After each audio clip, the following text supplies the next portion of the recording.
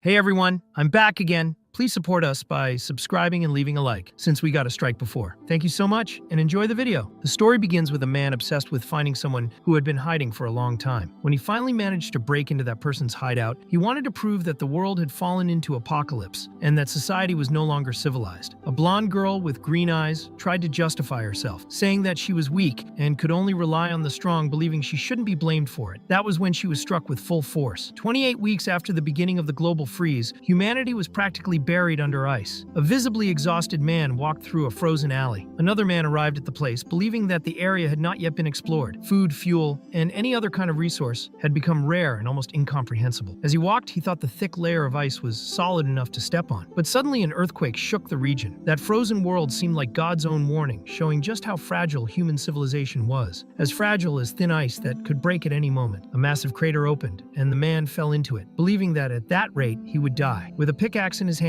he tried only to stay alive. As he dug, he tore through the ice wall until he reached the interior of an old building. For a moment, he felt happiness. If that place hadn't existed beneath the ice, his life would have ended right there. He had survived a great disaster. However, in that frozen world, there was something even more terrifying. Creatures called whiteskins. Monsters that hunted humans. Soon the man realized his luck had run out. One of those creatures spotted him and began to chase him. He ran desperately, wanting only to survive and enjoy the small fortune he had found there. He entered the building, but it seemed like the end of the line, as the monster had caught up. Yet fate was on his side. Some icy beams fell from the ceiling, crushing the creature instantly. The man realized that the collapse caused by the vibrations had ironically saved him. Still, the ground began to give way again, and he fell once more, thinking this time he would be buried for good. Miraculously, he survived again, like a cat losing its 9 lives one by one. A strange creature emitting a powerful internal energy watched him from afar. That energy entered his body, making him feel a mysterious force. He tried to understand what had happened and noticed something hanging around his neck. He didn't know what it was, but he knew he had to get out of there as fast as possible. Seeing a chocolate bar on the ground, he picked it up with satisfaction, feeling lucky not to leave empty-handed. After great effort, he managed to climb back to the surface. The city was almost entirely buried under ice, leaving only one possible path home. Day after day, he no longer knew when that nightmare would end. Inside the buildings, things weren't any better. People were starving and facing extreme shortages. No one knew what to do anymore. In that apocalypse, no one could guarantee they would remain on the sane side of survival. As he walked back, he thought about the patrols that roamed the area and tried to get home before they appeared. When he opened the door, he was met by a short-haired blonde girl named Xiaoming. She hugged him tightly, happy to see him back. He only asked her to lock the door properly, but she seemed more interested in showing affection than worrying about the lock. The man then handed her the chocolate bar, saying he had brought it for her. Xiaoming was overjoyed and hugged him again, delighted with the gift, but wanted to know if there was more. He explained that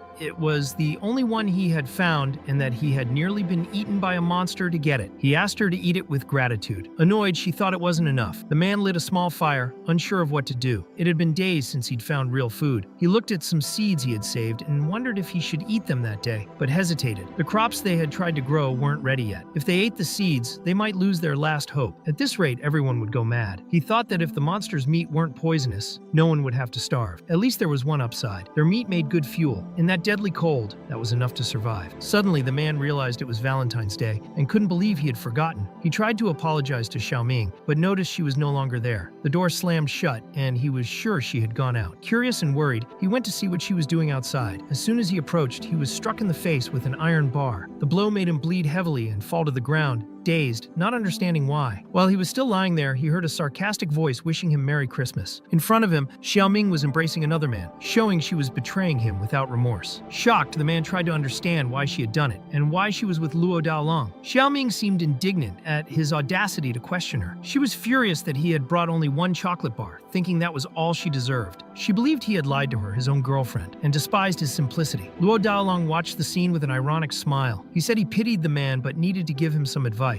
The world they lived in was no longer civilized. It was only about survival. He explained that a weak man incapable of providing for his own woman would never be wanted by anyone. In that world, the weak had only 2 choices: rely on the strong or be devoured by them. He then demanded that the man hand over all the food he had. The man said he hadn't eaten anything, but Luo Daolong, seeing his resistance, decided to handle it another way. With a violent blow, he broke the man's leg. After that, he and his men began to beat him mercilessly, leaving his body completely destroyed. They ransacked the entire room and found only a few grains. In the end, Luo Daolong declared that meat was meat, and they wouldn't be picky. The men decided to eat him. Amid the pain and despair, the man swore that if he had another life, he he would do everything to survive and take revenge. Suddenly, he woke up in a completely different place. He was uninjured, wearing clean clothes, and when he looked around, he saw that the world was no longer frozen. He soon realized he had gone back in time. The clock showed 28 hours before the global freeze. He was confused but felt only one thing: hatred for Luo Daolong. Outside, protests were still happening in Queens. The New York Police Department had deployed troops to maintain order, while Manhattan's elites enjoyed their parties, and Brooklyn's gangs struck deals in dirty alleys. No one noticed what was about to happen, except him. Walking through the streets, he saw people marveling at a colorful aurora in the sky, unaware that it was the harbinger of the global freeze. He knew he would soon receive a call, and he was right. It was his girlfriend. Seeing her name on the phone filled him with rage. He remembered perfectly what she had done. He didn't want to make the same mistake of being deceived by appearances. He answered the call, heard Xiaoming's sweet voice trying to make small talk and asking for money while enjoying a party. But the man was direct. He said it was all over and that he didn't want to hear her voice ever again. Then he hung up without regret. Now that he had a second chance, he would let her freeze along with the rest of the world. Back in Brooklyn, he started thinking about what needed to be done. He had 28 hours before the freeze and had to prepare. In his previous life, he hadn't done anything right. This time, he would gather as many supplies as possible before the temperature dropped. In just 1 hour, chaos would begin. Besides food and fuel, he knew he needed a weapon to protect himself. As he walked through the streets with a backpack on his shoulders, a few police officers noticed him. It was late at night, and they found it strange to see a man wandering alone. They decided to approach him. They ordered him to raise his hands and said he matched the description of a robbery suspect from 4th Avenue. One of the officers was suspicious of what he was holding, and the man explained it was just his phone. But it was already past midnight, and he couldn't afford to waste time with them. He told them to search him quickly and let him go. When they opened the backpack, one of the officers was startled by the metallic glint of an improvised weapon and shouted that the suspect was armed. Before the man could react, the officer pulled the trigger. He saw the bullet approaching in slow motion. Time itself seemed to stop. A strange energy began to flow through his body, and he realized he could move faster than the bullet. He dodged it, shocked by what he had just done. It was as if he had become a real-life Quicksilver. Furious at the cop who had almost killed him, he charged forward and punched him so hard that the man's face deformed as if he'd undergone an instant cosmetic surgery. The blow was so violent that the officer flew backward and crashed into a lamppost. His partner stood frozen in disbelief, unable to comprehend what he had just witnessed. All he could do was call for backup over the radio, reporting that the suspect had neutralized an officer and fled with his service weapon. The man ran through the streets at absurd speed until he reached home. Out of breath, he locked the door and collapsed to the floor, trying to understand what had happened. He looked at the gun in his hand and thought about the future. Now that he was back, he wanted to uncover the truth behind the strange power that had awakened inside him. Maybe this time he could survive. Still intrigued by his new abilities, he decided to run an experiment. He aimed the gun and fired. In the next instant, time slowed down. He could see the bullet cutting through the air as if everything were in slow motion. He reached out and, to his surprise, caught the bullet mid-air. It was as if he truly had superpowers. He wanted to understand the limits of his abilities, wondering if his speed could rival that of a supersonic jet. Perhaps it wasn't a special ability in essence, but with the apocalypse approaching, this gift might keep him one step ahead of everyone else. Suddenly, he heard a noise at the door. He wondered who it was. An elderly voice called out to him. It was the old lady from the floor below, worried. She asked if he had heard a gunshot. Nervously, he improvised an excuse, saying it was just the TV since the remote control was broken. The woman believed him and, relieved, wished him good night. The man felt grateful for her concern and realized he needed to act fast. He remembered a supermarket nearby, the perfect place to stock up on essentials. Using his speed, he got there in an instant. He entered, grabbed everything he needed, and passed through the checkout so fast that the cashier didn't even notice him. When she looked up, all she saw was the bill left on the counter, and she had no idea what had just happened. Moments later, a pair of robbers burst in. The woman, thinking her day couldn't get any worse, found herself in yet another nightmare. They announced the robbery and demanded money, but before they could act, something strange happened. Outside, a creature was approaching. The air began to freeze. Thin layers of ice formed on the floor,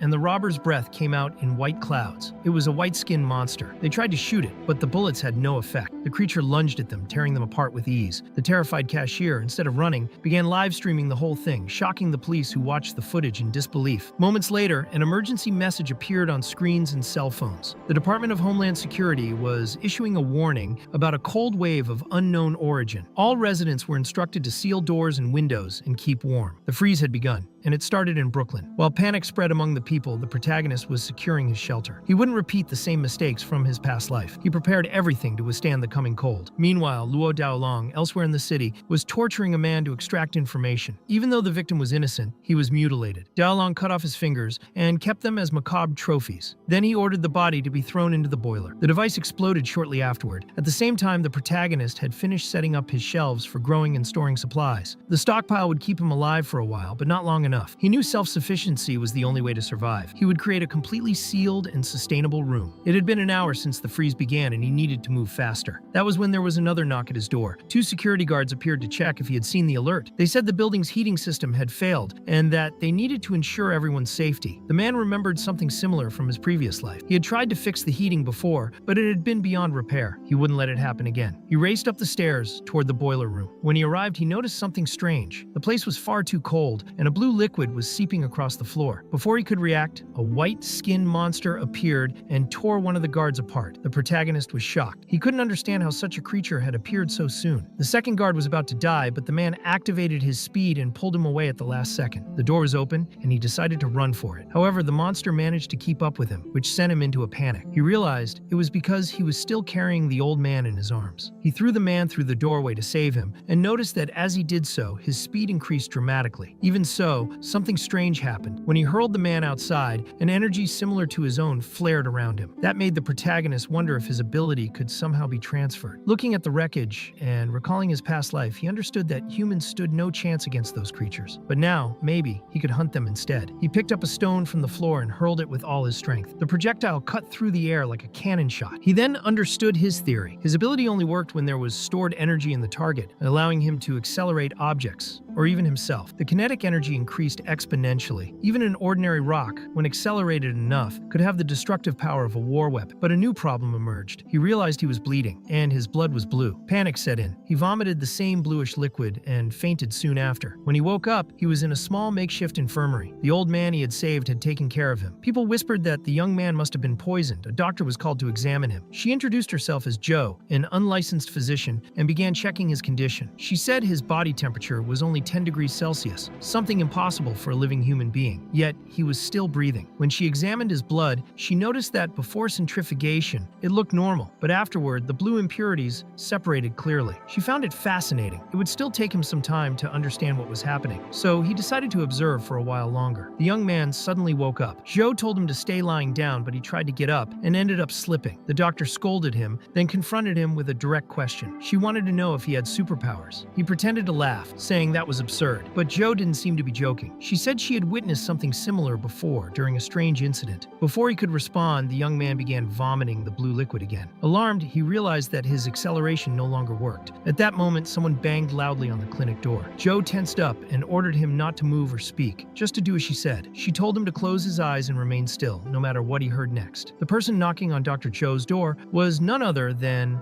Luo Daolong. He politely introduced himself, saying he wished to speak for a moment. He explained that he'd heard rumors that the resident of room 409 was being treated there. Upon hearing that voice, the protagonist instantly recognized the man who had tortured him in his previous life. His heart raced. If he could have used his acceleration at that moment, he would have killed Daolong without hesitation. Dr. Jo remained calm and said the patient had died of poisoning. Daolong gave a cold smile, saying that was shameful, but also curious. He looked at the motionless body on the stretcher and remarked that he had seen the boy blink, suggesting she check again. Jo realized he was trying to provoke her, but before she could react, Daolong drew a knife and threatened her, saying he would cut off one of the dead man's fingers just to make sure. The doctor stood her ground. She slapped him across the face and accused him of questioning her professionalism. His subordinates were furious, ready to attack her, but Daolong himself ordered them to stand down. Feigning politeness, he apologized to the doctor and said he had been rude. He thanked her for her work, since she had saved many of his men. Still, before leaving, he issued a veiled threat, reminding her who really kept that rundown clinic running. Once he left, the protagonist could finally breathe and sit up. Jo knew he must have many questions now. Linmo remembered that, in his previous life, Daolong had killed him out of sheer cruelty, and this time, he seemed even more twisted. He didn't understand why the doctor had protected him, but he intended to find out. He asked her where his clothes were, and Jo simply pointed to the wardrobe. Meanwhile, Daolong and his men headed to the boiler room. The cold was worsening. Public services were issuing warnings every 20 minutes, and even the internet was starting to fail. He believed the cold wave was divine punishment. In the basement, old Chow was tied up. Daolong planned to take control of the building, demanding that everyone hand over their resources in exchange for heat. Chow called him a parasite, accusing him of trying to drive the tenants out and drain what little they had left. Daolong laughed and replied that he was merely making a fair trade. The residents would provide supplies, and he would give them warmth and protection. Chow called him a vampire and spat on the ground. Daolong, unmoved, said Linmo was was dead. At that very moment, the protagonist was finishing getting dressed. Still weak, he discovered he had been unconscious for 6 days. During that time, Daolong had seized full control of the heating system, forcing the residents to pay with resources. Many fled, but leaving the building meant freezing to death. Linmo was furious. He swore to destroy that parasite. He asked Dr. Zhou if there was any way to speed up his recovery. She said yes, but with conditions. She explained that, although she wasn't licensed, the clinic needed resources to keep operating. She wanted permission to study him, promising not to endanger his life. Linmo agreed. The doctor revealed that his blood contained a unique substance, one that absorbed and stored heat through radiation, converting it into vital energy. It activated when the body reached extremely low temperatures, keeping him in survival mode. In short, Linmo's body had adapted to endure the freezing cold, but it left him weak and starving. Zhou warned that he would need a lot of energy to recover. Determined, Linmo went out to take care of that. He still had hidden supplies and remembered having collected items from the supermarket. However, Daolong's men had begun going door to door. When Linmo entered his room, he found everything frozen. The heating had been cut off. Searching for anything that could restore his energy, he found a chocolate bar he had kept. It was the same one he had once given Xiaoming in his previous life. As he ate it, he remembered her devouring the treat angrily, and the bitter taste of that memory hit him hard. The sugar reacted intensely in his altered body. His temperature rose and his heart pounded. He needed more energy, but his body couldn't handle it. He collapsed on the floor, exhausted. At that moment, Daolong's men forced the door open. When they saw him, they thought he was dying. But suddenly, Linmo stood up. His skin glowed with a reddish hue, and his eyes reflected a blue light. At the clinic, Dr. Zhou noticed the abnormal surge in his energy. She took notes, worried about the effects of glucose on his altered system. The men shouted, demanding Linmo surrender, but he was consumed by rage and adrenaline. He lunged at them with impossible speed. 3 days earlier, Dr. Zhou had returned to the boiler room to investigate the site where the blue liquid had been found. There, she discovered surveillance cameras and began analyzing the footage to understand what had really happened. Meanwhile, in the present, Daolong gathered the building's residents. Speaking with authority, he said everyone should distribute their supplies rationally, and from now on, they would pay a fee for access to heating. The tenants, unaware that he was now in charge, believed it was an order from old Chow. To prove he was in control, Daolong shut down the system for a few minutes. The freezing air filled the building, and fear silenced everyone. In his room, Linmo felt growing turmoil inside. It was as if two consciousnesses were fighting within him. He wanted to understand whether he truly hated Daolong, and he realized he did, with every fiber of his being. When one of the men approached, Linmo grabbed him so violently that he threw him out the window. The body fell from the 4th floor, and the red energy surrounding Linmo made his skeleton visible beneath his skin. The others were horrified. They couldn't comprehend what kind of being he was. Linmo,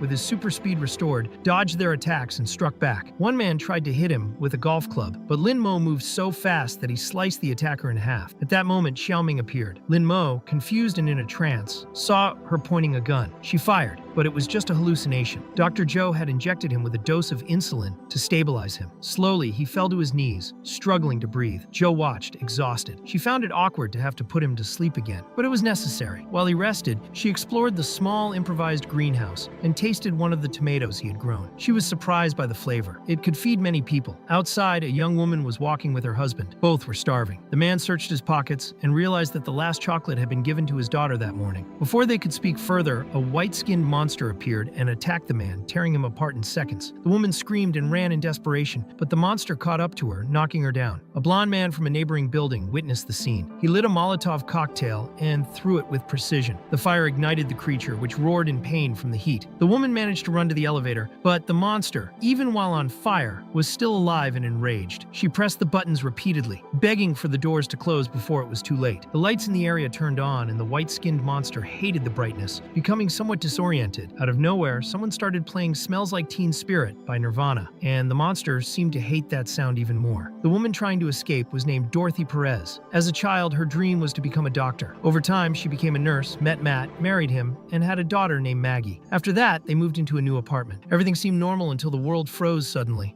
The apartment was invaded by criminals and monsters. After going through so much, Dorothy found it surreal to see a man facing such a creature with nothing but a guitar. It seemed like the most absurd thing in the world, but it worked. The monster was ultimately destroyed solely because of the music. The debris fell on it and crushed it in a strange way. Dorothy cried with relief. The man extended his hand to her, showing that he was okay. She tried to warm herself and looked at the photo of her husband, who had just died. He offered his condolences and said that everyone came from dust and would return to it. So what mattered was taking care of the living. She said her name, and the blonde man introduced himself as Corbin. His story was complicated. He said he came from Seattle to find a friend, but got trapped in the freeze as soon as he arrived. He soon revealed that, in fact, he was Kurt Cobain himself. He showed a photo of a friend wearing a hat and said they had a band together in high school. According to him, this friend lived in room 409. Suddenly, the ground shook, and a legion of white-skinned monsters began approaching the building. Meanwhile, elsewhere, a young man woke up frightened in a clinic. Dr. Joe was preparing to examine him. He realized he was restrained and panicked, but she told him to calm down. It was just a safety measure. He looked at the collar around his neck and wanted to know if that was the safety she mentioned. The doctor explained that the collar was a special tool used to monitor and control his energy. In the past, such collars represented control and slavery, but now they had other functions. Hers could help the body store heat and also reacted to blood sugar. When the level got too high, it would change from blue to red. The young man didn't understand any of it. Joe asked if he remembered what had happened 20 minutes before, but he had no idea. She told him not to worry and that she would help him understand everything, but he felt manipulated. Even so, he wanted to figure out what was happening to him. The doctor pressed a button and his body began receiving glucose. When the level reached 25%, a red energy began to emanate from him. Joe became excited and started recording everything, but forgot to note the effects on the plant nearby. The energy increased so much that the young man asked if she really had the courage to tamper with it. Suddenly, he began to see things. Someone identical to him was standing there, like a living reflection. This other self asked if he could see him. The young man tried to alert the doctor, but she did not react. The other explained that she could not hear because it was happening solely inside his mind. The protagonist wanted to know if the other was responsible for everything, but he replied no, they had done it together. Then he removed his hood, and the protagonist was shocked to see that he had 4 blue eyes, identical to those of the energy creature he had seen earlier. The other explained that the protagonist's power and ability to revive existed because of him. Suddenly, the creature completely changed form and became a girl. She smiled and said that they would probably get along well. Meanwhile, the National Security and Logistics Bureau, a division of the Department of Homeland Security, was still operational, even as the rest of the government was at a standstill. Guoqin's office maintained medical, administrative, and military sectors, serving as one of the last remaining bases of the civilized world. 2 girls worked there. One,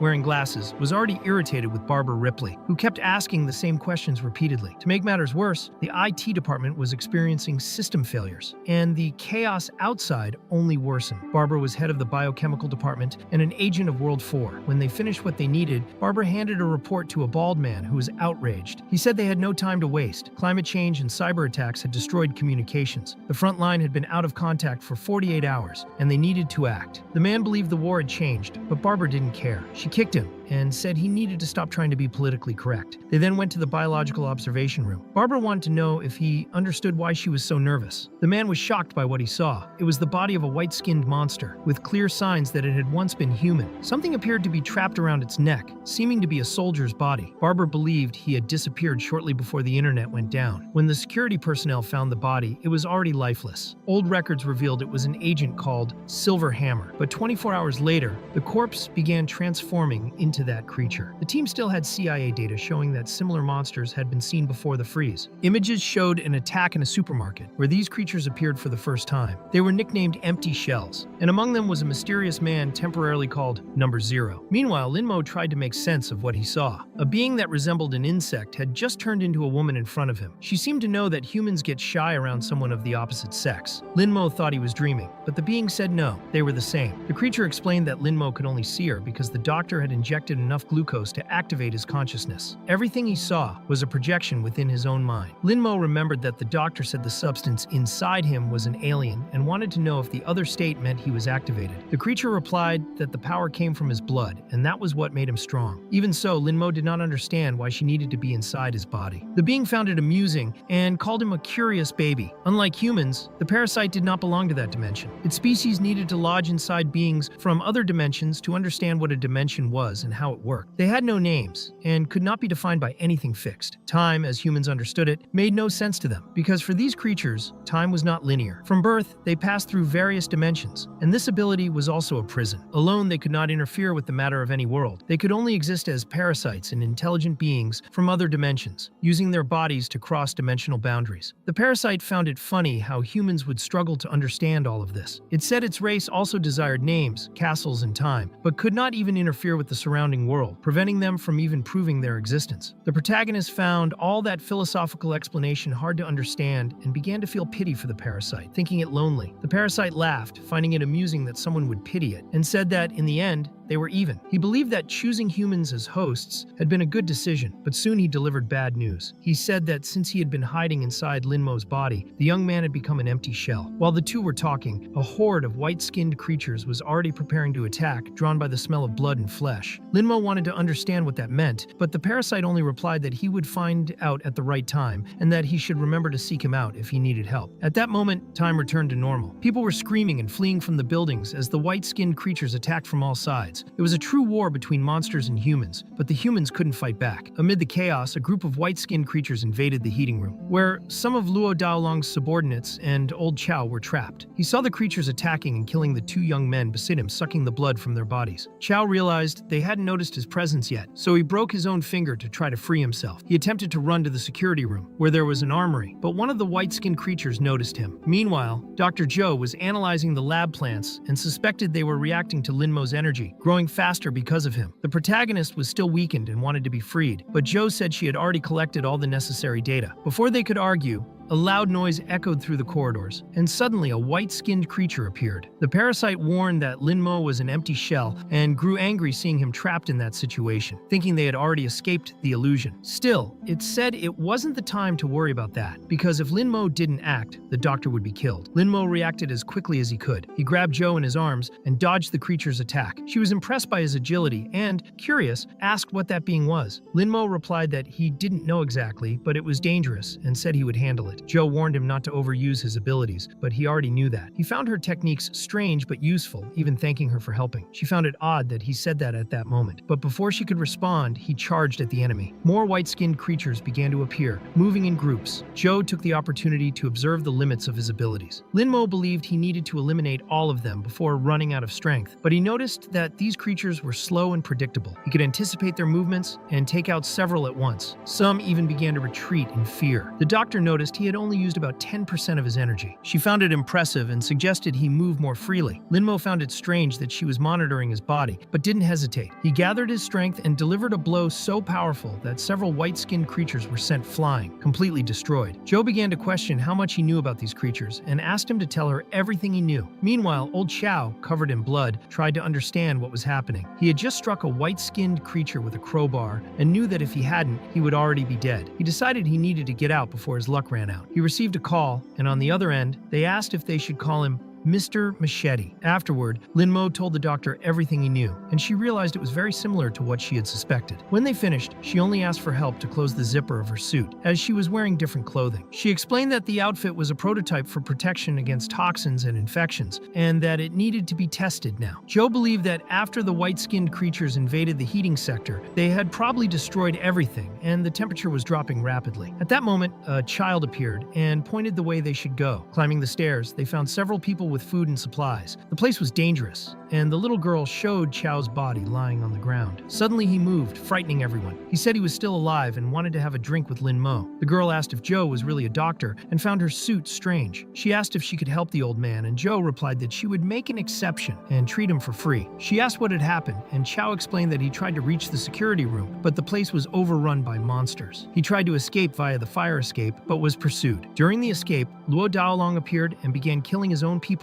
to keep the white-skinned creatures occupied with the bodies. He sacrificed the weaker ones to slow down the monsters. Chao even got shot by Daolong, but luckily he wasn't hit in a vital area, though he was losing a lot of blood. They needed to find a safe place. Linmo decided to go after Daolong, who continued killing people to use them as bait. The building was old, but the room they were in was still the safest place. While searching for supplies, Linmo ended up finding Daolong. Daolong, frightened, fired several shots, unable to believe Linmo was still alive. Linmo dodged the bullets and tore off the enemy's arm and leg in a swift attack. Daolong didn't understand and said they had no reason to fight, but Linmo couldn't accept that. The man had sacrificed innocence out of selfishness. After everything he had gone through, Linmo didn't want revenge, just justice. He had already died and returned once, and now He only wanted to protect what remained. But seeing what Daolong had done, he was filled with rage. Nothing could change his decision. He set the man on fire, making it clear that in this frozen apocalypse, mercy no longer existed. When everything was over, Lin Mo took Joe, the child, and the old man to a warehouse. He felt something strange because he didn't feel anything anymore, neither anger nor relief. Joe thanked him for taking out that human monster, and now at least they were safe, even though the place was full of debris and without heating. The plumbing system still worked, and they had Maggie and the injured old man. They couldn't rely only on fuel to keep warm. Outside, the white-skinned creatures were still roaming. Lin Mo believed they needed to reinforce the walls and the shelter. He thought the warehouse materials would be sufficient. To reactivate the heating, he would have to go to the base, but the building was overrun by monsters. If they didn't solve it soon, everyone would freeze. The girl began sneezing, showing they needed to act quickly. The old man suggested that Lin Mo go through the waste tunnels. He did so, but the path was filled with nests of white-skinned creatures left by the previous residents. Suddenly, Joe appeared and fell on top of him. She asked what the hell that was, and he replied that he didn't know yet. He wanted to know why she was there, and Joe explained that the old man had said 2 people would be needed to operate the system, and since he was weakened, it would be risky to try alone. The protagonist noticed that among the monsters, there was one different from the other white-skinned creatures. It seemed stronger and faster. Lin Mo had little energy left and knew he could lose if he fought it for too long. Old Chow had explained that these creatures didn't eat human flesh, but sucked blood, and the tubes scattered around the place were precisely to transport that blood. The question was where that liquid was being sent. Meanwhile, upstairs, Maggie looked out the warehouse window and saw enormous white-skinned creatures outside. They were as tall as the building, and one of them had a strangely swollen belly. Corbin and Dorothy walked through the corridors trying to find a safe path, not knowing if those things would attack them. When they saw the creatures' movements, Corbin thought it resembled Morse code. Old Chow hoped they would understand the signal and not come to the warehouse, but the opposite happened. Corbin misinterpreted everything and began heading in that direction. Meanwhile, Lin Mo and Dr. Zhou were trying to reach the base, but the path was blocked by nests made of human bodies. A loud noise echoed, attracting the creature's attention. Suddenly, while passing through the nests, a white-skinned creature appeared, holding a sword. Lin Mo reacted quickly, trying to protect Zhou, but he was struck in the back. The pain was intense. He realized that this enemy was different, much faster and more aggressive. The creature seemed focused on the doctor. Lin Mo defended her again, taking another cut, and began to become overwhelmed. If this continued, he would die along with her. The parasite inside his body insisted that he should flee, saying that the instinct to survive was natural in any living creature. But Lin Mo refused. To him, fleeing would be the same as acting like Luo Daolong, sacrificing others to survive. He believed that losing one's humanity was worse than dying. He told the parasite that it should also feel this, the pain and trembling in the heart when someone dies. This pain was humanity's lament, proof of being alive. With that in mind, Lin Mo decided to fight to the end. Suddenly, his body began to change. His skin darkened, his muscles hardened, and he assumed a form identical to the enemy creature. Now the two were fighting on equal terms. Zhou watched in surprise. She noticed that the layer of biomass covering Lin Mo seemed to generate energy on its own and transmitted it to his body, creating an almost infinite flow. She wanted to understand the true nature of this power. Even with the advantage, Lin Mo still wasn't fast enough. The parasite observed everything with curiosity, fascinated by what he had said and done. It felt that it had chosen the right host. The battle continued intensely until the white-skinned creature charged at the doctor. Lin Mo reacted with all the remaining force and sliced the monster in half with an enhanced version of his own strike. He urged Zhou to get up, saying there was still work to do. They managed to restart the heating system, and warmth began to return. In the warehouse, Maggie asked when her mother would return. Everyone heard a noise coming from the pipes. Chow thought it could be a white-skinned creature inside the tubes. Soon after, Zhou and Lin Mo returned. Chow commented on the strange sound and warned that something was moving inside. Lin Mo asked everyone to stay calm, saying the pipes were old. Suddenly, a loud noise echoed, and a section of the piping collapsed. Dorothy and Corbin fell from it. Maggie ran to her mother, explaining what had happened. Corbin looked at Lin Mo and called him a rotten brat, trying to hug him forcibly, but the protagonist retaliated with a punch, not knowing who he was. Corbin insisted that they had been friends since Aberdeen, but Lin Mo didn't remember any of it. He began to wonder if, after being reborn, the future had changed. Corbin continued talking about things the protagonist couldn't understand, mentioning butterfly effects and changes in the timelines. Lin Mo tried to confirm with the parasite, but strangely it didn't respond. Zhou intervened, asking them to behave, reminding them there was still much work to do. She explained that they had solved the heating problem, but the situation was worse than it appeared. The white-skinned creatures they were seeing now were probably the offspring of a larger creature, the mother, the same one Maggie had seen outside. The blood transported by by the pipes likely fed these offspring. If the nest was completed, everyone would die. The problem was that to activate the black armor, Linmo needed to burn a lot of calories, and he was almost out of energy. He was the only one capable of fighting the creatures, so the situation was critical. Determined, he grabbed some spare stones and old Chow's crowbar. Using his speed, he began constructing an improvised hydroponic tank. His plan was simple: create a way to cultivate food and keep everyone alive, but the tanks wouldn't produce anything magically. He would need to obtain the necessary resources. While assessing the area, he noticed something strange. All the bodies had disappeared, leaving not even a trace of blood. He began to suspect that something was collecting the corpses. If he wanted to destroy the source of the white-skinned creatures using the black armor, he first needed to solve the calorie and food problem. He went out in search of resources, but Corbin followed him unnoticed. When Linmo realized, he was startled to see him there. Corbin spoke non-stop, which irritated the protagonist. Suddenly, they came face to face with a white-skinned creature. While confronting it, flashes from Corbin's past began to appear. He was a lonely boy who had once tried to talk to a rat while hiding under a bridge on a rainy night. He had been kicked out of his home and constantly ran from his father. Another boy appeared and found him there, saying he knew where he was hiding and asking how many times he had been beaten. He told him he needed to stop hiding in such places and live more boldly, with style. At that moment, Linmo grabbed Corbin by the collar and ran, fleeing from the white-skinned creature pursuing them. Corbin, annoyed, didn't like this escape. The blood nest had already spread up to the 4th floor, and Linmo needed to run back to get the seeds he had left in the room. Suddenly, the wall beside them exploded, and a giant white-skinned creature burst through the concrete, trying to crush Linmo. The blow nearly hit him directly, but Corbin reacted quickly. He grabbed a Molotov cocktail and threw it at the monster, making it release the protagonist. The problem was that the nest began to pull Corbin in, dragging him into the red mass. He thought this would be his end, but in an instant, everything around him changed. He appeared in an unknown place, with a white-skinned creature in front of him, an almost human creature still alive. Before he could understand, the environment changed again. He was under the same bridge from the past. Corbin saw a younger version of himself, holding his own hand, trying to understand if it was a dream or a memory. While seeing himself as a child, he was pulled back into reality, completely enveloped by the blood nest. He wondered if all of this had been just a dream, but there was no time to think about it. The giant white-skinned monster was ahead. Fire didn't seem to scare it. Before Corbin could throw another bottle, Linmo asked him to wait. The white-skinned creatures were affected by flames, but this one seemed to absorb heat and regenerate quickly. Corbin, unlike Linmo, thought that was exactly why they needed to burn it until it couldn't heal and threw the Molotov. Flames spread around the giant. Linmo tried to activate the black armor and failed. He didn't have enough calories. Then he remembered what Joe had said about the blue state. He could absorb heat from the environment. He drew energy from what the giant released, filled his own reservoir, and finally assumed the black form. Corbin didn't understand anything. Linmo only warned that he was no longer the same person as before. Corbin thought that was great. Linmo realized he didn't understand and preferred not to argue. The giant was coming. Luckily, Corbin had a stock of Molotovs. Instead of fleeing, Linmo charged forward. Direct methods wouldn't work because the regeneration was fast. He opened space with precise strikes and gave the signal. Corbin threw several Molotovs. The white-skinned creature's fat was flammable. A deep enough wound was enough to keep the fire burning. Linmo absorbed part of the heat from the flames and melted fat, then advanced and struck the giant's head with a punch so strong it sounded like a sonic explosion. The body was completely broken. The victory came from the combination of flames and absorption. He acknowledged that Corbin had been crucial. He took the blonde boy to his apartment and explained the situation. Corbin kept talking non-stop, which irritated Linmo. The necklace emitted a signal, catching their attention. Corbin wanted to know where he had bought that thing. Linmo discovered that the necklace also functioned as a communicator. Joe appeared over the radio with good news. They had found old equipment in the warehouse, including the transmitter she used. There were also useful items for agriculture. Joe made a personal request. Linmo went to her clinic, a place he had sworn not to return to so soon. He found what she wanted, but found it suspicious. The label said,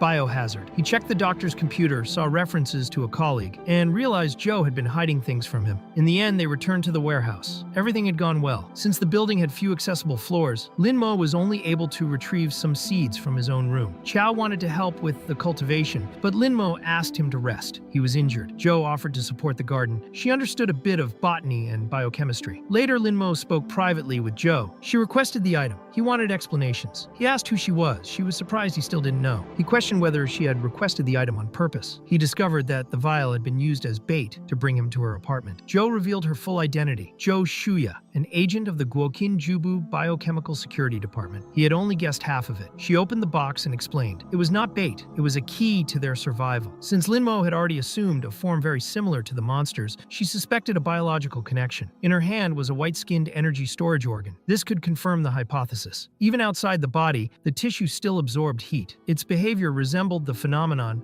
observed in Lin Mo. He didn't understand what this had to do with the so-called key, nor why she was revealing everything now. Joe asked for patience. First, they needed to solve the agriculture issue. Using calculations, he assembled the hydroponic box, considering the crimson limit, to accelerate growth. The question was whether he could enter that state. His energy was limited. Absorbing ambient heat helped, but not enough to sustain the crimson without restrictions. If they increased absorption and storage efficiency, he could enter the limit without constraints. Adjusting the responsible organ would increase efficiency. Lin Mo found it complicated. Joe was direct. She wanted him to insert the organ into his body. He feared rejection. Lin Mo's black tissue began, on its own, to envelop the fragment. Even he didn't understand. It seemed that the black form wanted that piece. Red energy began to leak. A monstrous silhouette projected over him. Joe concluded that the parasite was the source of Lin Mo's abilities. She wanted to understand how something so large could fit inside him. The parasite, in turn, indicated that it was time to cultivate. The seedlings were ready. The benches had been disinfected. Maggie appeared curious. Lin Mo showed her the lettuce seedlings. She asked what it was. Dorothy explained that it was the girl's favorite green for hamburgers. Maggie wanted to know if her father would take her to eat when he returned. Dorothy froze. The girl still didn't know her father had died. Corbin brought wheat, tomato, and cucumber were missing. Lin Mo decided that, in any case, they would make hamburgers for Maggie. Dorothy thanked Lin Mo for taking care of her daughter. Corbin nearly revealed Lin Mo's secret. He cut the blonde off immediately, asking for secrecy regarding his powers. The fewer people knew, the better. Joe then explained that when she worked at the Guoqin office, she had participated in a field project with maximum security. Everyone involved had signed confidentiality agreements. She discovered delicate details. The project used immersive infiltration. Brainwashing and hypnosis made agents believe they were civilians. They gathered intelligence without fully realizing their roles. They acted as human monitors. In the end, the office would do whatever was necessary to preserve the results and the country's resources. She still couldn't say whether the Guoqin Bureau was paralyzed, nor did she know if they intended to monitor them. If they discovered the protagonist's situation, nothing good would happen. That's why the fewer people who knew about him, the better. After being alone at the planting site, the boy used his power, activating the red side. Suddenly, communications returned. The system was restarted and reconnected to the satellite, revealing a vast expanse of ice. Visibility was limited, and the teams could only gather information from the ground. Functional terrestrial equipment needed to be located. Only 3 drones remained available, and due to the extremely low temperature, the batteries wouldn't last long. Even so, they tried to gather as much information as possible before any accident, searching for something useful. During the sweep, one of the drones ended up slicing the mother white skin's arm and was destroyed shortly afterward. The creature reacted with such a strong movement that it caused the ground to tremble. The protagonist sought answers from the doctor, who showed him the external images. The weather seemed frozen, and the mother white skin had given birth. The parasite inside the boy was visually connected to that creature. Realizing that the monster was about to attack, the protagonist ordered everyone to duck. He destroyed part of the building, and by a narrow margin, no one was hit. Still, it was not a time to relax. Fragments floated in the air, and the boy didn't understand what was happening. The creature launched another strike, but again, no one was hit. Corbin and Dorothy managed to escape to an intact area, while the place where the doctor and protagonist were collapsed. The doctor needed Corbin's support, and the protagonist counterattacked, using the parasite's red power while wearing his armor. The drones managed to capture some images of the monster, but the signal was lost. Elsewhere, a girl asked her father what they should do. The newly restored communications were still unstable, and connecting to the bunker would take time. Going out to investigate was dangerous, and the group remained sheltered inside an armored truck. Meanwhile, the protagonist fought at full strength. It was the crimson limit. The embers of his power seemed to reignite. The white skin manipulated the floating fragments, throwing them like blades, but the boy dodged all attacks. When the monster gathered several fragments and formed a huge stone sphere, the protagonist destroyed it with a single punch, causing an explosion. The doctor and the others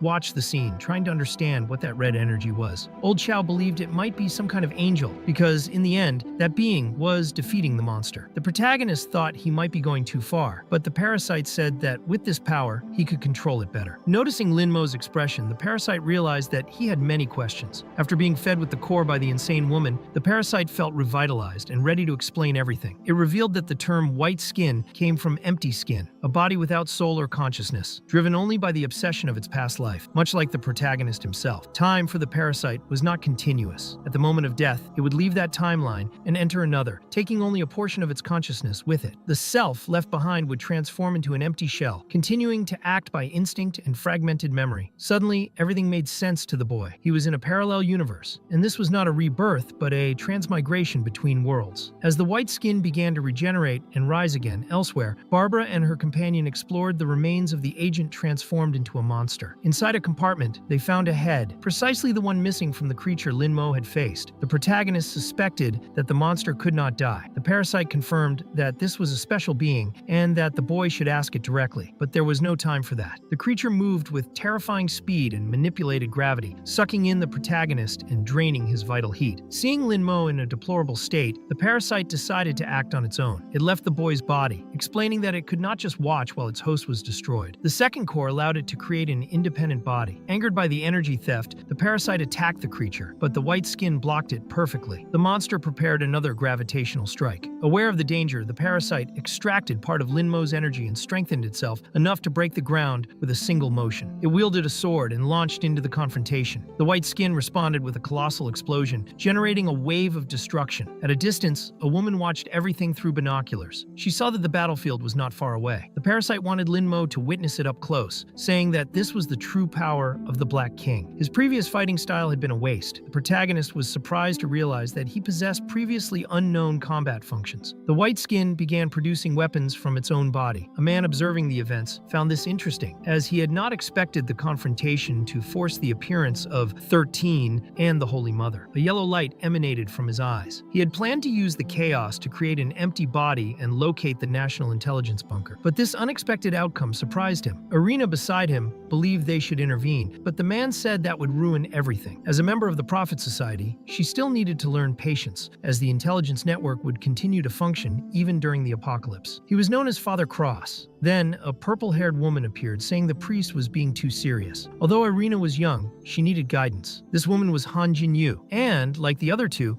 she had a peculiar glow in her eyes. The priest suggested they observe the unfolding events from afar, as what was happening was only the beginning. The white skin unleashed another gravitational wave, but the parasite advanced without hesitation. Lin Mo tried to stop it, but was hit by the impact. Still, he managed to block the attack with his sword. The headless white skin was extremely difficult to face. When it nearly struck the parasite, the protagonist intervened and saved it, making it clear that, no matter how fast the enemy was, it was no longer faster than him. The parasite realized that this ability was not something a normal empty body could use. For the priest, the creature was not exactly an empty body, but something with an incongruent soul. It was the same feeling he had when he first saw 13. According to his description, that holy child was both an empty body and an incarnated spirit, separating flesh and essence. Dr. Joe had already noticed that this headless white skin was an incomplete fusion, half human and half empty. In this situation, she did not want the experiments to disappoint her and asked the protagonist not to rush, reflecting carefully before acting. Lin Mo analyzed the creature's movements and noticed that when it used gravity power, its skin turned white, and when it used repulsive force, it took on a bronze hue. With this, he understood part of how its abilities worked. He then informed the parasite that they would increase firepower, and the parasite agreed. The two exchanged energy and advanced. The parasite attacked first, moving toward 13, who was extremely fast. The protagonist then channeled the parasite's power, causing a massive explosion and sending 13 flying through the air. Before the creature could react, the parasite appeared behind it. The enemy's left side released repulsive force, so when facing an attack from that side, it used it as defense. Lin Mo realized that the control of the opponent's movements and attack direction depended on this. Taking advantage of the opening, he advanced from the right side, knowing that the creature would try to use gravity to defend, but this power could not be used as a barrier. Thus, it was forced to change trajectory, just as the boy expected. That body acted like a magnet, with magnetic field lines visible only to someone who mastered energy. Lin Mo used these lines as acceleration clues, transforming them into momentum for the attack. The accumulated kinetic energy exploded at the exact moment, and the strike hit 13 from behind. As his sword pierced the enemy's body, the parasite advanced from the front, completing the attack. At a distance, Father Cross prayed, asking the Lord to bless the chosen holy child, invoking the so-called Golden Pilgrimage. At that moment, Irina was teleported to the battlefield. She appeared before the parasite inhabiting Lin Mo's body. The parasite found it interesting, but before it could attack, she blocked the strike with full force. The protagonist was surprised by the girl, who destroyed 13 with a single blow. Still, the parasite tried to attack her from behind, but Irina was faster and blocked it easily. Lin Mo restrained the parasite, while Irina held 13's core in her hands. She informed the team that the target was safe and requested that the two be extracted from the area. The event left the protagonist confused. He believed the girl was trying to save the white skin, but did not understand why a human would do that. Shortly afterward, Irina reappeared in Han Jinyu's arms. The priest realized that they had managed to preserve 13, but it would take some time to incubate a new body. The president of the Prophet Society had already ordered everyone to be cautious. If it weren't for these orders, the priest would have wanted to speak personally with the parasite and Lin Mo. Meanwhile, the protagonist group watched everything from the upper floor. The doctor believed believed they were safe until old Xiao noticed that Lin Mo had disappeared and concluded that he had probably fallen. Shortly afterward, the boy appeared suddenly, pretending to be natural and dodging questions, saying that the 6th floor urgently needed an elevator. He claimed he had indeed fallen but survived, suffering only a minor impact to the head. The doctor wanted to examine him, but he insisted he was fine. Even thinking he was pretending, she agreed that he should at least act convincingly. Although everyone was alive, the impact had damaged the external pipes, and the heating system failed, bringing everything back to square one. The protagonist tried to stay optimistic. He said there was hope because, upon climbing, he noticed that the blood nest had disappeared. This meant they could descend to the lower floors. He believed they might be the only survivors in the building, but this was not the time to lament. He planned to use the lower floors as shelter against the wind and rain and prepared to lead everyone there. Meanwhile, a young man approached the armored truck where Sergeant Rhodes, Captain Branco, and Corporal Lee were stationed. He introduced himself as Z.N. White, a special agent from the National Intelligence Field Department. He carried direct orders from the bunker. They were to capture a man known as Zero, Lin Mo himself. Ignoring the hunt, Lin Mo convinced his group to take the opportunity to move, as the heating system had broken. On the lower floors, it was still working. Dr. Zhou, however, argued that this was not enough, as they were not facing just the cold. They also needed defenses. The protagonist asked old Xiao if the security room contained any domestic defense weapons. Additionally, there were roadblocks and barbed wire. If used correctly, they could reinforce the entire building. The old man doubted that human weapons could work against those creatures, but Corbin revealed something curious. He had discovered by chance that when a melody was played, the monsters stopped moving. The protagonist and the old man found it unlikely, but still decided to prepare. Lin Mo and Corbin went down first to check the conditions of the location. Alone, the protagonist decided to tell the truth. He told Corbin that the man before him was no longer the real Lin Mo, but someone who had already died. He explained that the original Lin Mo had disappeared in another timeline, and now a ghost occupied that body. The real owner no longer existed. Even knowing it would be hard to believe, he said he was telling him this because, being a guest in his best friend's body, Corbin deserved to know the whole truth. The days were becoming increasingly difficult, and he no longer wanted to hide the truth from the young man. Corbin believed they would meet again, and when they did, they exchanged a handshake as if they had known each other for a long time. Meanwhile, the armored truck approached the building. Z.N. White explained that he had requested their support because a major information disruption had occurred, and this failure was not natural. It was believed to have been caused by a person, precisely the target they were trying to capture. As a full explanation would be too long, he decided to focus on the main points. After the start of the global freeze, the National Intelligence Office had activated the National Crisis Management Protocol. However, communication was cut off, and the execution of the protocol became chaotic. The team was isolated, receiving no new orders, and remained on site for a long time. The captain believed the communication failure might have been caused by the monsters, but Z.N. White disagreed. He said that, as dangerous as they were, those monsters could never have also destroyed the backup communication system. Everything indicated that the destruction had been caused by human action. Considering the disaster of the freeze, the emergence of the monsters, and the communications blackout, everything seemed excessively convenient. Now, with communications restored, the bunker was investigating the sequence of events as a priority. It was certain that everything had been planned and executed by a secret organization, leaving no trace in the intelligence network of the office. Even so, the woman on the team did not fully believe this hypothesis. To her, no organization, no matter how secretive, could act without leaving traces. Z.N. White, however, believed these individuals were like ghosts. The young man's squad had already had contact with them, and the outcome had been tragic, as all the comrades had died. Z.N. White could not provide more details because he did not have sufficient authorization. He only said that an individual identified as Subject Zero had been detected, and that, for the current situation, he was the only lead capable of leading to this organization. That was why the bunker had requested direct assistance. During the journey, the driver stopped the truck upon seeing survivors on the road. The situation seemed strange, and the captain thought it best to check. He got out of the vehicle and introduced himself, saying they were from National Intelligence and offering help. The survivors requested rescue, claiming that Brooklyn was collapsing. The captain knew they had an urgent mission, but could not simply abandon them, so he decided to share some supplies. One of the survivors reacted aggressively, grabbing a knife and trying to attack him. Z.N. White was forced to open fire, and from atop a building, another enemy threw a Molotov cocktail. Z.N. White responded quickly, shooting the bottle and causing an explosion that killed the attacker. In the end, they were forced to eliminate all aggressors, who had completely lost control. After the confrontation, the group returned to the truck. The girl seemed worried about her father, but he believed that in situations like that, people would do anything to survive. There was no other option but to defend themselves. Meanwhile, the protagonist organized the shelter. He planned to install the plant greenhouse on the 3rd floor. The west sector would be used as a living area, and the rest was damaged. Parts of the 4th and 5th floors had collapsed, so the the third was the safest point. The first and second floors would be converted into containment zones with traps, and the security room would serve as an outpost and command center. Dr. Joe asked about the last battle, as he had said he had encountered something similar to their own species. The young man explained that a human had stolen the core of a white-skinned creature. Joe then asked him to listen to a recording. The message stated that, in the past, the Lord had sent the flood to purify the world, and that humanity had been corrupted by an evil government that monitored all citizens, manipulating their actions and leading them into sin. The audio claimed that only pure souls would be saved, and that the hope of the apocalypse would be guided by the so-called holy children. After listening, the protagonist concluded that it was an ancient cult linked to obscure government practices. Joe explained that this cult was known as the Prophet Society, a secret group responsible for various covert overseas operations. Some associated them with the Masons, others with the Illuminati. The government had created a special intelligence department to deal with this threat, but the organization was officially eradicated and later forgotten. However, according to Joe, the Prophet Society seemed to have re-emerged during the ice apocalypse. The protagonist found it strange, as she had previously worked in the boss department. She explained that she had an old colleague in intelligence, and that, according to reports, the Prophet Society had been exterminated, not merely dissolved. This meant there should have been no traces, as national intelligence was not inefficient like the CIA. Considering the current circumstances, Joe believed this new Prophet Society came from another universe, just like the protagonist, who was a ghost human. He did not understand how she knew this, but realized that she had heard everything through the necklace she had put on his neck. Joe believed that the Prophet Society had already marked him as a target, and now there was one more enemy they needed to protect themselves against. After this revelation, they continued with the relocation and preparations in the shelter. Inside the truck, no one was surprised to learn that national intelligence had no records of the Prophet Society. This was connected to the very creation of the National Intelligence Office. They all reached the same conclusion that the Prophet Society was directly related to the so-called Espers, and considered Lin Mo one of them. He had become the highest priority target. Finally, they prepared a hamburger for Maggie, and while exploring the building, Dorothy found a bottle of tequila. Knowing that the old man liked to drink, she gave it to him. The man then made a drink and offered it to Lin Mo as a way of thanking him for saving them. They decided to drink together, although the doctor was not willing to try.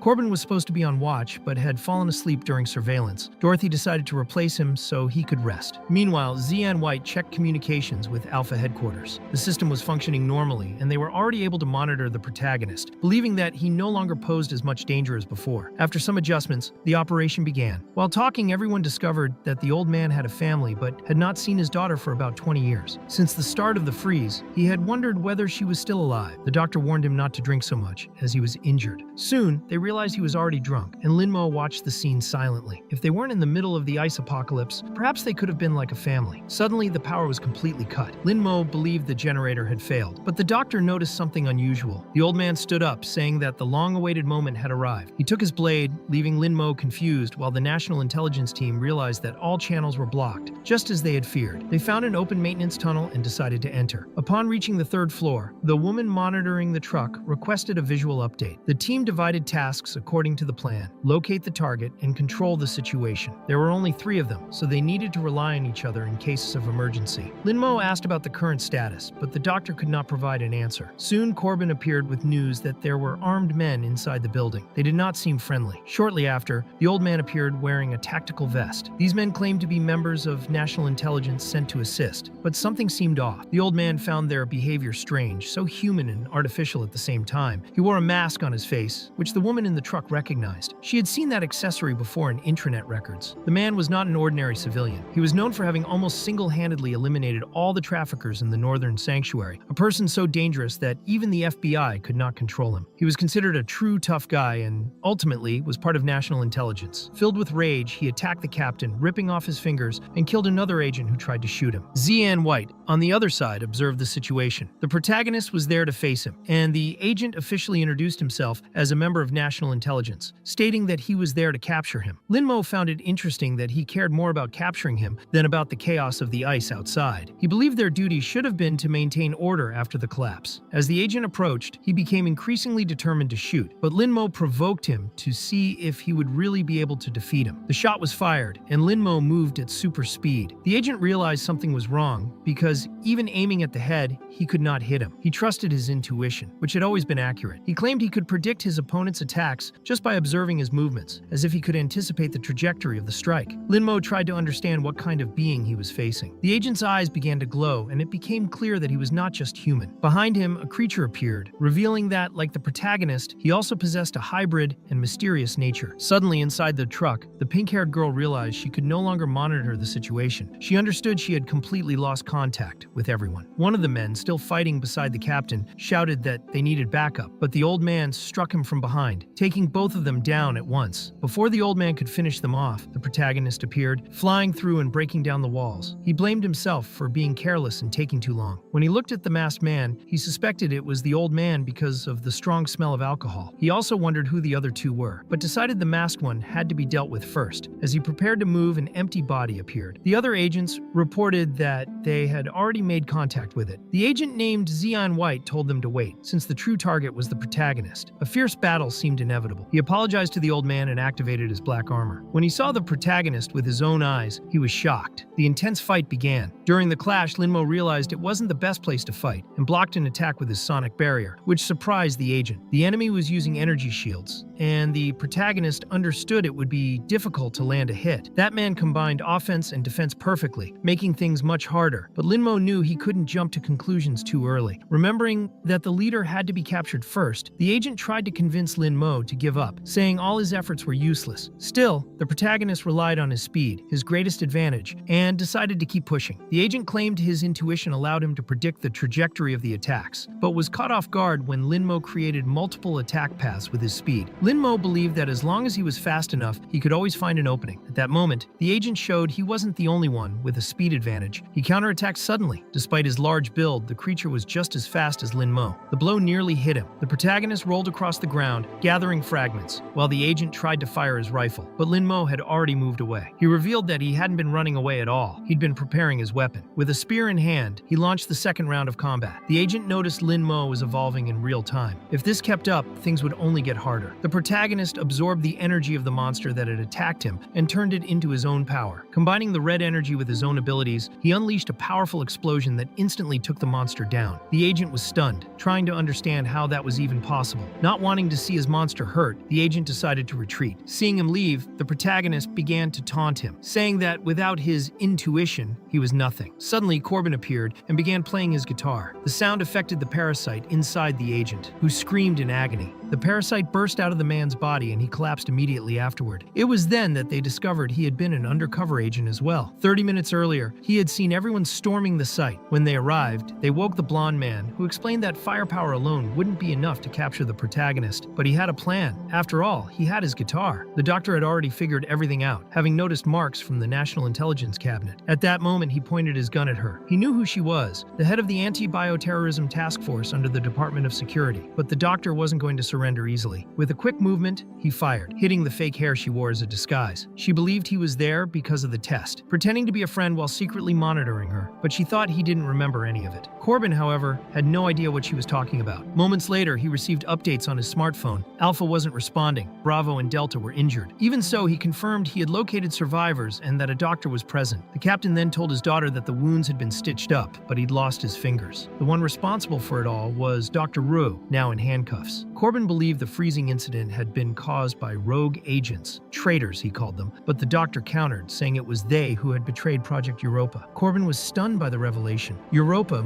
the second moon of Jupiter, had long been thought the most likely place in the solar system, besides Earth, to host life, yet it was completely frozen. Still, the name felt symbolic, like New York now. The higher-ups had used Europa for the project, even though it had nothing to do with NASA, just to make it sound tied to some prophetic society. Corbin grew angry at the doctor's words and began to threaten her. If it weren't for her knowledge about the protagonist, he would have killed her already. Instead, he decided to back up Alpha's data and capture the survivors. The doctor asked what exactly he was so afraid of. By then, the protagonist had already been captured, restrained, and prepared. Even if he woke up, he wouldn't be able to move. They had injected enough insulin to leave him weakened. All of it was based on the doctor's own research, now branded as treason. With most communications restored, they managed to reach the nearest shelter, formerly a hospital in Manhattan. Before leaving, Zian White asked whether they had found any monsters or empty bodies. Since nothing had been located, he thanked them and signed off. Meanwhile, Jinyu had cut the power and noticed rats in the area, but among them was also a wolf. She decided to wait until the fight was over before taking action. Then she planned to bring good news to the priest. All the survivors were inside the truck and saw the protagonist tied up like that. Maggie grew curious, wanting to know why. Chow had just regained consciousness. Everyone was bound. Anna, the pink-haired woman, saw Joe and quickly threatened her after being provoked. The two already had a long-standing grudge. At that moment, someone appeared on a motorcycle. Everyone was confused since she didn't seem to feel the cold despite the freezing temperature. She could only be an esper. Suddenly, the person on the motorcycle fired at the truck, shaking it violently from the impact. It was Jinyu. She had missed the first shot. On the second, she hit dead on, flipping the truck over. Without wasting time, she ran to check on the target's condition. Inside the vehicle, Agent Xian White asked how Lin Mo was doing. Anna remarked that the agent seemed a little too concerned about the boy, but he wasn't the only one there. Aside from him, everyone was fine. The agent explained that his sole mission was to take the man known as Zero back to the bunker. The rest was her team's responsibility. Anna went to the front of the truck and found the driver alive, though her father was trapped and injured in the wreckage. Even wounded, her father assured her he wasn't going to die. His concern was for those approaching the truck, and what he saw was worse than expected. They were white-skinned monsters. They were in deep trouble. The concentration of them was so high it could kill them all at any moment. To make things worse, Corbin could no longer use his guitar. It had been shattered in the crash. With no other options, the agents resorted to the most primitive method, shooting them all. With no alternatives left, they decided to release the doctor. She ran to help the captain, who was gravely injured. Dorothy assisted Roe, while the old man took care of Maggie. One of the monsters tried to kill the driver, who attempted to fight back with a knife, but Anna reacted just in time, shooting the creature with her rifle. The doctor realized the captain's condition was very bad. Jinyu appeared behind the agent, who had almost forgotten there were pursuers lurking nearby. There was no doubt about it. She was an esper. Dr. Joe understood that the group wasn't strong enough. Their only hope was the protagonist himself. Meanwhile, Jinyu advanced toward the agent. She disarmed him effortlessly, slicing his weapon clean in half. He was stunned. She asked why a saint would help a sinner. He didn't understand the question at first, until suspicion began to dawn on him. Perhaps she was from the Society of Prophets. Jinyu's real target was the man known as Zero. She wanted to know if he didn't intend to return. He didn't understand what she meant. So she explained he was a saint, an esper, and he should know he hadn't originally been an agent of national intelligence. He didn't belong there. She believed he still had unfinished business elsewhere. That shook him. It was true there was someone he still cared about. Even so,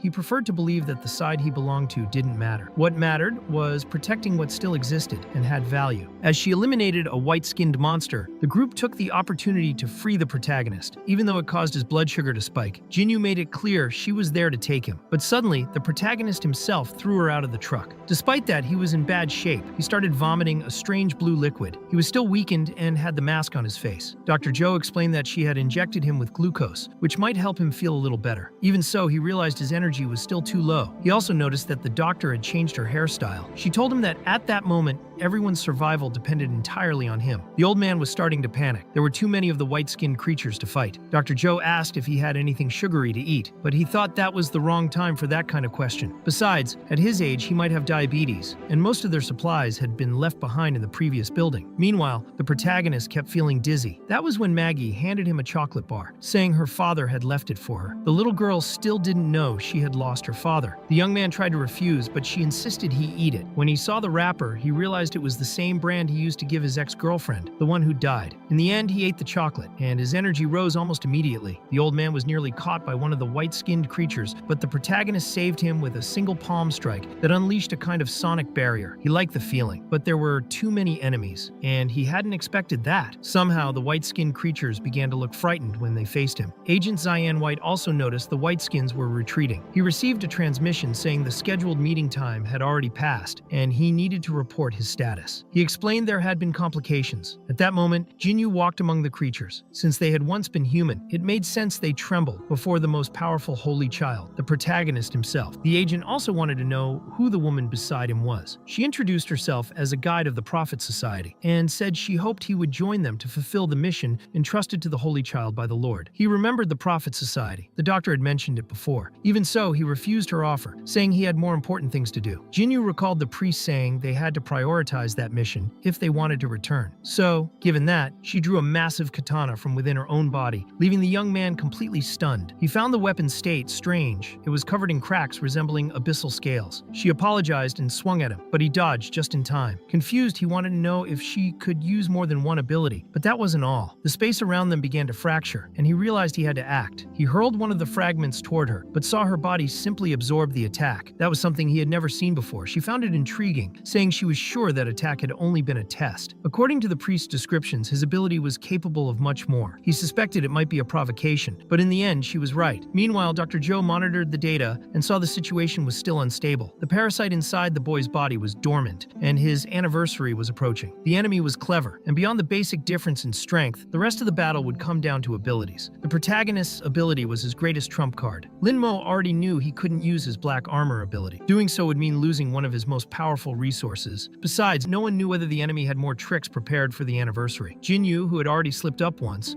knew she had to be more careful. She made an unexpected move that took the protagonist completely by surprise. He managed to dodge the strike and thought his only option was to try to subdue her. Even after landing a hit, his arm ended up inside her body. That was when he realized her power was related to space itself. Jinyu seemed eager to see how far he could go. Since they were so close, he couldn't use his sonic barrier. Soon after, she channeled energy into his arm, which began to crack. The priest watching everything told her to stop. He said it was better to end things there and capture the protagonist another time. Jinyu agreed and said that next time they met, she hoped he would be ready to learn the Lord's teachings. An explosion rocked the area, and after seeing her retreat, the young man found the whole situation deeply unsettling. Dr. Joe was just as curious. He said they were probably safe for now. A helicopter soon arrived, sent by the team agent Zian White had called for. The rescue team evacuated everyone. Their leader himself came to the scene, and Zion saluted him. A bald man from the Department of Security appeared as well. His name was Corbina. Agent Barbara Ripley was with him, and she found the whole situation rather unexpected. When she saw Dr. Joe, she realized how serious things were. Corbina explained that he and Barbara were there because they needed the protagonist to uncover the truth behind the freezing incident. Linmo wanted to know what that had to do with him. Dr. Joe warned him not to trust the bald man. He only wanted to continue Project Europa. Barbara found that strange, since she had never heard of such a project. She demanded an explanation directly from Corbina, who was surprised that she even knew about it. In the end, Joe was right. Corbina admitted he hadn't executed the doctor yet, only because of her past contributions to the country. But now, things would change. Before the doctor could be killed, the protagonist stepped in front of her to protect her. Corbina was shocked to see the young man stop the bullet. Barbara was furious and demanded to know whether what Joe had said, that the freezing incident was tied to Project Europa,